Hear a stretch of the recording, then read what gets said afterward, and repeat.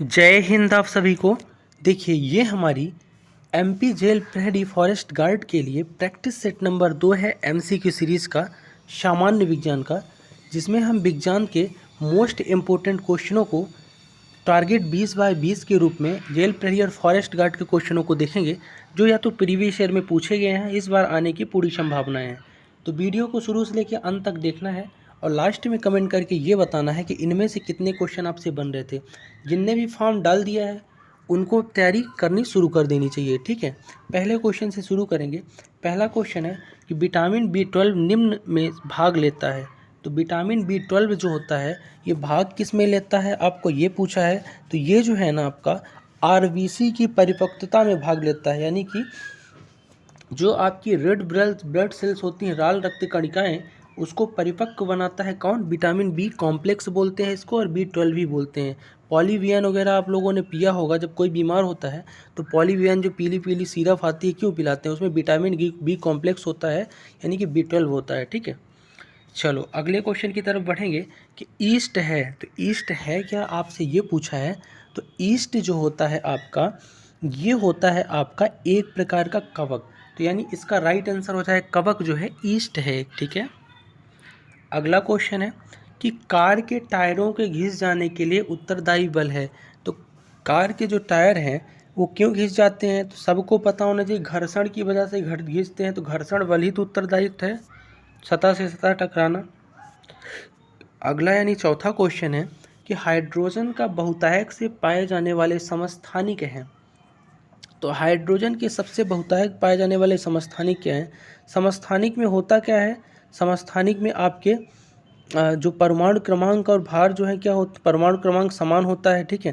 तो समभारिक में भार आपका समान होता है, ठीक है। तो समस्थानिक बताना है। तो इसमें से समस्थानिक जो हाइड्रोजन का है ना, बहुतायत पाए जाने वाले, वो होते हैं आपके प्रोटियम। प्रोटियम जो है ना बहुतायत पाए जाने वाले समस्थानिक है हाइड्रोजन के, ठीक है। अगला क्वेश्चन है यानी पांचवा क्वेश्चन आपका है कि औद्योगिक अपशिष्ट का निष्कासन कहलाता है।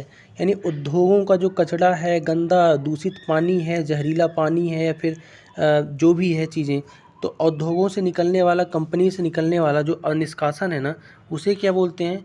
उसे ही कीचड़ बोलते हैं। याद रखिएगा क्या बोलते हैं? कीचड़। कीचड़ वही है जो गंदा गंदा दलदल टाइप का निकलता है, ठीक है।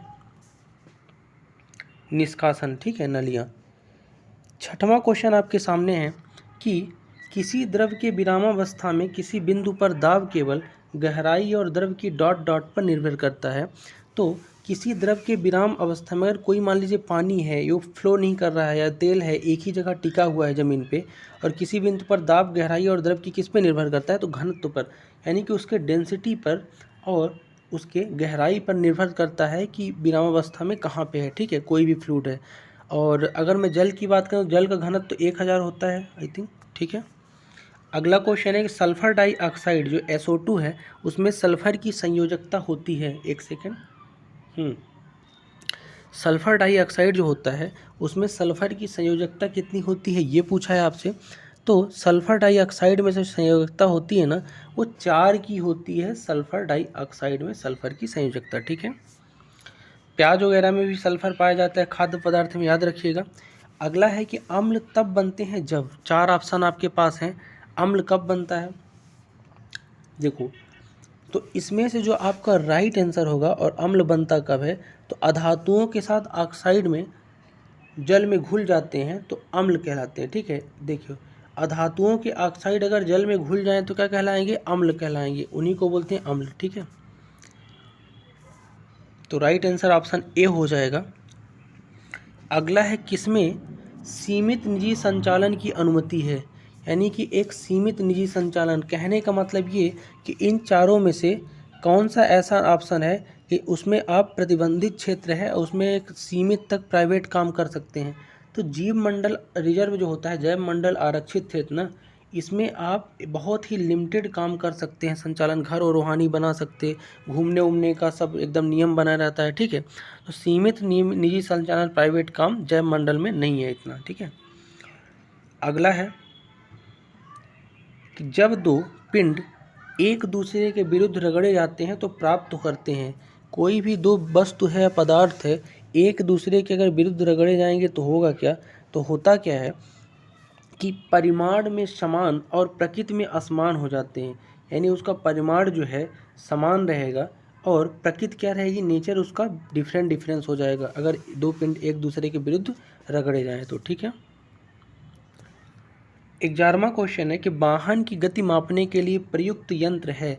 अगर किसी वाहन का स्पीड नापना है तो क्या होता है आपको बताना है। तो सीधी बात है, स्पीड पे ही है स्पीडोमीटर, तो स्पीड बोले तो स्पीडोमीटर आंसर हो जाएगा इसका। ठीक है।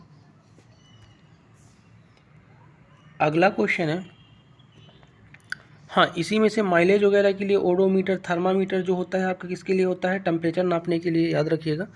अगला क्वेश्चन है कि निम्न में से कौन सा एक परजीवी है। तो इसमें से परजीवी बताना है आपको कौन सा है, यानी दूसरों पर निर्भर रहने वाला। तो पिचर पादप जो है ना, ये जो कीड़ों को खाने वाले पौधे हैं परजीवी कहलाते हैं। ठीक है, तो पिचर पादप इसका राइट आंसर हो जाएगा। एक क्या है, परजीवी। 13वां क्वेश्चन आपके सामने है कि निम्न में से कौन सा गुण सहसंयोजक बंध के संबंध में गलत है। तो इसमें से सहसंयोजक जो बॉन्ड है उसके संबंध में कौन सा इसका गुण नहीं है ये बताना है। तो इसमें जो है ज्यामिति निश्चित नहीं होती है, ये बात गलत है, क्योंकि इसमें ज्यामिति यानी ज्योमेट्री जो होती है निश्चित होती है सहसंयोजी बंध में। और आपको अब कमेंट करके ये बताना है कि सहसंयोजक बंध में कितने डायमेंशन होते हैं, 2D होता है, 3D, कौन सी ज्योमेट्री होती है इसकी। ठीक है, डायमेंशनल। बाकी ये इसके सही कथन हैं। ठीक है, कि इसमें गलनांक और कथनांक कम होता है, बिल्कुल सत्य है। सामान्य जल में अभिलेख होता है, ये भी सही है। जब दो बंध परमाणु जिनकी विद्युत ऋणात्मकताओं का अंतर कम है ना के बराबर है तो बीज बनता है, सही बात है तीनों। बट चौथी बात गलत है कि ज्यामिति निश्चित नहीं होती, ज्यामिति इसकी निश्चित होती है। ठीक है। 14वां क्वेश्चन है कि निम्न में से कौन सा ह्यूमस प्रचुर है, यानी ह्यूमस किस में सबसे ज़्यादा है आपको ये बताना है। तो इसमें से जो आपका ऊपरी मृदा है ना, इसमें ह्यूमस में उपजाऊ ज़्यादा होता है, तो ऊपरी मृदा सबसे ज़्यादा ह्यूमस है इसमें, और यही इसका राइट आंसर हो जाएगा। ठीक है, प्रचुर मात्रा में पाया जाता है ह्यूमस। अगला है कि धातुओं के शुद्धिकरण के दौरान शुद्ध धातु डाट डाट पर प्राप्त होती है। तो धातु को जब आप शुद्ध करते हो तो शुद्ध धातु प्राप्त कहाँ होती है, तो शुद्धिकरण में शुद्ध धातु जो है ना कैथोड पर प्राप्त होती है। कहाँ प्राप्त होती है, कैथोड। अगर मैं गलत नहीं हूँ तो एनोड प्लस का और कैथोड माइनस का टर्मिनल हो जाता है आपका। ठीक है, तो धातुओं को शुद्ध धातु कैथोड पर प्राप्त होती है, आपको याद रखना है। अगला है वह परावर्तन जिसमें परावर्तित किरण समांतर पुंज के रूप में यात्रा करती है कहते हैं। तो ऐसा परावर्तन, पहले आप परावर्तन जान लीजिए। परावर्तन वो होता है जब प्रकाश किसी सतह से टकराकर उसी माध्यम में वापस लौट आए, तो वो है प्रकाश का परावर्तन, यानी रिफ्लेक्शन ऑफ लाइट। तो क्वेश्चन है कि वह परावर्तन जिसमें परावर्तित किरण परावर्तन किरण से ही होगा, समांतर पुंज के रूप में यात्रा करती है, तो क्या कहते हैं, तो उसे नियमित परावर्तन कहते हैं। जो परावर्तित किरण समांतर जाए तो उसे नियमित परावर्तन बोलेंगे, और समांतर न जाए तो अनियमित। ठीक है। 17वां क्वेश्चन है कि फर्न, मौसेल, शैवाल व कवक के जनक करते हैं। तो फर्न, मौसेल, शैवाल और कवक किसका जनन करते हैं, उत्पन्न करते हैं, तो ये जो है ना जितने भी हैं आपके मुकुलन द्वारा जनन होता है। जैसे अपने यहाँ निषेचन द्वारा होता है पुरुषों में, नर और मादा में, मनुष्यों में, तो यहाँ पे मुकुलन द्वारा जनन होता है। ठीक है, शैवाल वगैरह में। अगला क्वेश्चन है 18वां कि एक चिकित्सकीय उपयोग के थर्मामीटर की केस नली में एक किंक होता है। तो क्या होता है, चिकित्सकीय उपयोग के थर्मामीटर में किंक नली में, तो उसमें एक किंक इसलिए होता है आपका ताकि मुंह के बाहर निकालते हुए थर्मामीटर में पारे का स्तर नीचे न जाए। आप देखते हो कोई भी थर्मामीटर है जिसको आप अपना टेम्परेचर नापता है कोई मनुष्य, तो उसकी जो नली है उसमें किंक बना रहता है। क्यों, क्योंकि मुंह के बाहर जैसे ही निकालेंगे ना थर्मामीटर तो पारे का स्तर नीचे न गिर जाए, ताकि अपन सही टेम्परेचर पढ़ पाएँ, इसलिए ऑप्शन नंबर 3 इसका राइट होगा। 19वां क्वेश्चन है कि डेविड एक समतल दर्पण में अपना प्रतिबिंब देख रहा, दर्पण तथा प्रतिबिंब की मध्य दूरी 5 मीटर है, वह दर्पण की 1 मीटर गति करता है, तो डेविड और दर्पण की मध्य दूरी क्या होगी। तो डेविड और दर्पण की मध्य दूरी जब गति करने पर कितनी हो जाएगी वो बताना था। तो ये हो जाएगी आपकी 8 मीटर के लगभग आ जाएगी। ठीक है, यहाँ से। अगला है और आज का लास्ट क्वेश्चन है कि वायलिन एक संगीत साज है जिसमें डॉट डॉट। तो तो वायलिन एक क्या है, संगीत साजक है, संगीत बजाने वाली चीज़ है वायलिन। जो तनी हुई डोरी होती है, इसमें क्या होती है, तनी हुई डोरियों से वायलिन बनता है। तो ये राइट आंसर हो जाएगा। तो ये थे टॉप 20 क्वेश्चन जेल प्रहरी और फॉरेस्ट गार्ड की जो संयुक्त भर्ती परीक्षा है उसके लिए सामान्य विज्ञान का प्रैक्टिस सेट नंबर 2 सेगमेंट। कैसा लगा कमेंट करके बताइएगा। मिलते हैं नेक्स्ट वीडियो में, तब तक के लिए जय हिंद।